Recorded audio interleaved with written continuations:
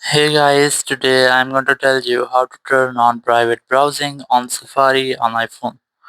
If you're using any iPhone and you want to turn on private browsing in your Safari, so let's see how can you do that. You have to simply open up your Safari app and here just tap on three dots in the bottom right corner, then select all tabs from here.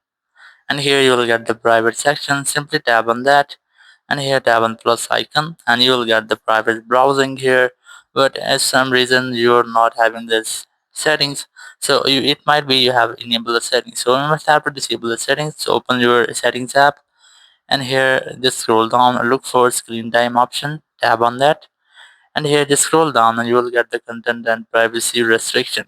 Just select that option, then select app store, media, web and games, select that and here you will get the web content. Simply tap on it and here if you have selected the option I need to, so you must have to select the unrestricted from here.